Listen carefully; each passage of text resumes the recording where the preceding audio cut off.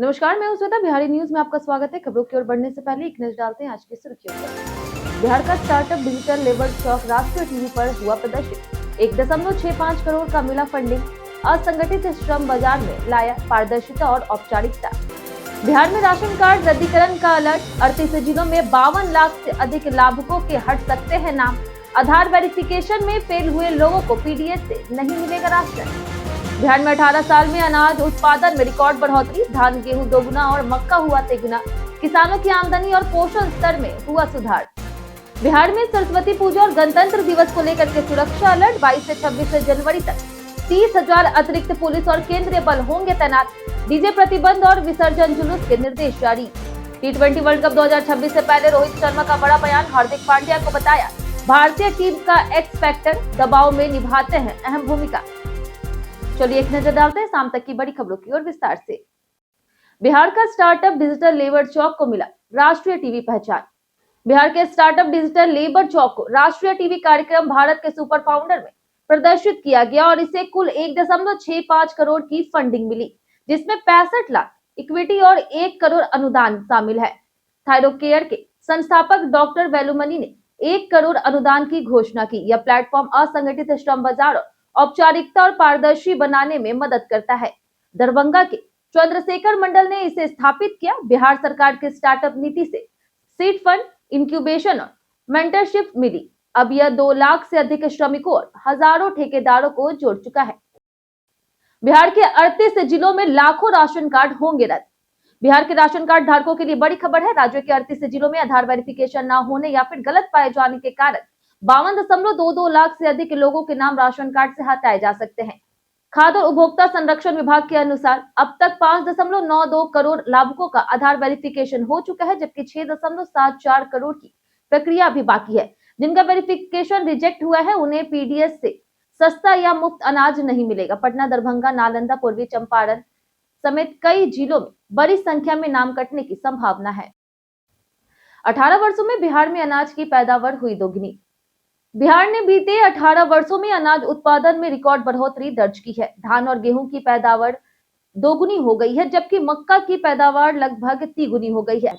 चावल की उत्पादकता 12.37 क्विंटल से बढ़कर 29.70 क्विंटल प्रति हेक्टेयर हो गई और उत्पादन 42.66 लाख टन से 99.34 लाख टन तक पहुंचा है। गेहूं की उत्पादकता 18.29 से 33.44 क्विंटल और मक्का की 25.04 से 69.13 क्विंटल प्रति हेक्टेयर हो गई है। वित्तीय वर्ष 2023-24 में यह देश का सबसे बड़ा मक्का उत्पादक राज्य बन गया था। इन सुधारों से किसानों की आमदनी और लोगों का पोषण स्तर बेहतर हुआ। पटना में ठंड के कारण आज से स्कूलों की टाइमिंग बदली। बिहार में जारी ठंड और शीतलहर को देखते हुए पटना जिला प्रशासन ने बड़ा फैसला लिया है।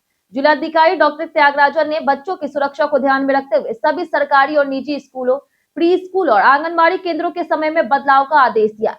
आदेश के अनुसार 21 जनवरी 2026 से 24 जनवरी 2026 तक कोई भी विद्यालय सुबह 9 बजे से पहले संचालित नहीं होगा। यह निर्णय गिरते तापमान और स्वास्थ्य जोखिम को देखते हुए लिया गया। आदेश भारतीय नागरिक सुरक्षा संहिता 2023 की धारा 163 के तहत जारी किया गया और इसके सख्त अनुपालन के निर्देश दिए गए।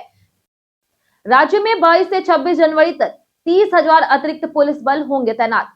बिहार पुलिस मुख्यालय ने सरस्वती पूजा और गणतंत्र दिवस के मद्देनजर सभी जिलों में सुरक्षा अलर्ट जारी किया है।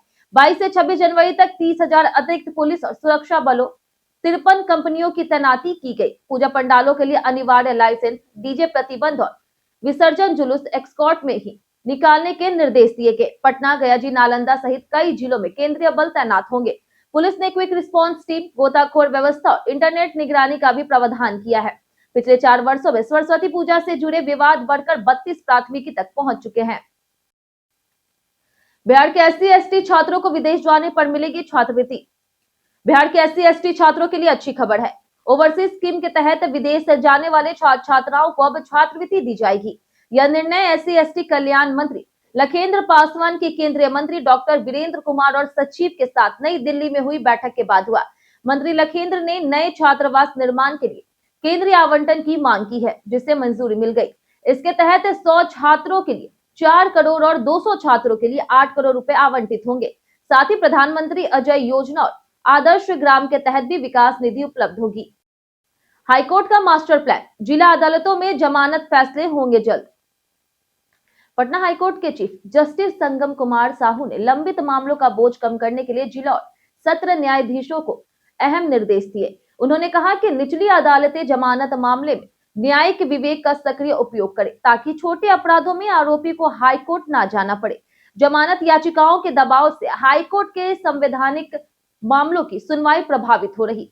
चीफ जस्टिस ने ट्रायल कोर्ट को केवल औपचारिक भूमिका न निभाने की सलाह दी। इस पहल से आम जनता को स्थानीय स्तर पर सस्ता, त्वरित और सुलभ न्याय मिल सकेगा और जेलों में विचाराधीन कैदियों की संख्या भी घटेगी। खनन राजस्व वसूली में पिछड़े पदाधिकारियों पर अब होगी कार्रवाई। खान और भूतत्व विभाग के निदेशक मनीष कुमार मीना ने राजस्व वसूली में पीछे चल रहे खनिज विकास पदाधिकारियों पर विभागीय कार्रवाई के निर्देश दिए।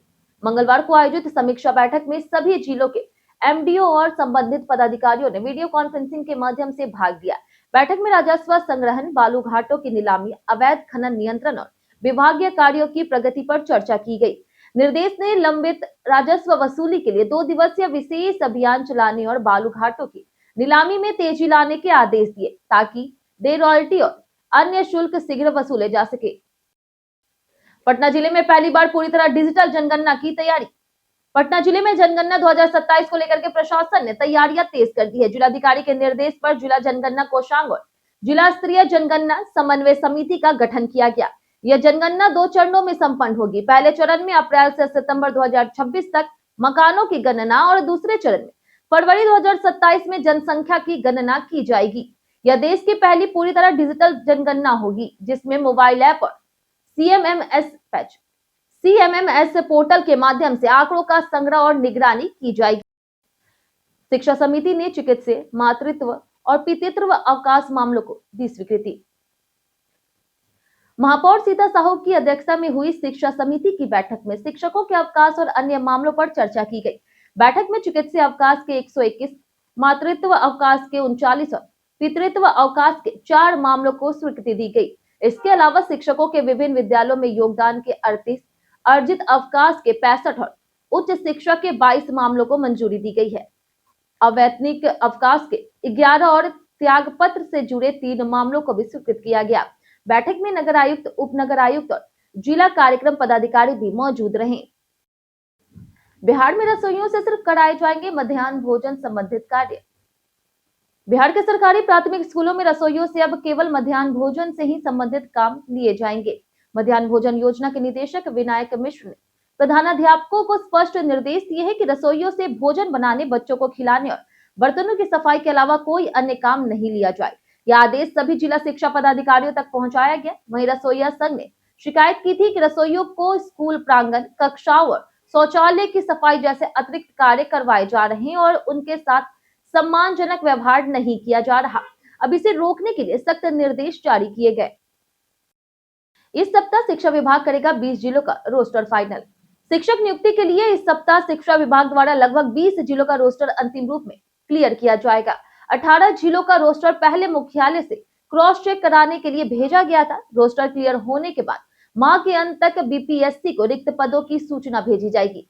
फरवरी अंत तक टीआरई 4 के तहत लगभग 30,000 शिक्षक पदों के लिए वैकेंसी जारी होने की संभावना है, जिसमें 70% से अधिक उच्च और उच्चतर माध्यमिक विद्यालयों की रिक्तियां शामिल होगी। वैकेंसी के बाद अभ्यर्थियों को 1 माह तक आवेदन करने का मौका मिलेगा। ओवरलोडिंग और नियमोल्लंघन के कारण बिहार के 78 बसें सस्पेंड।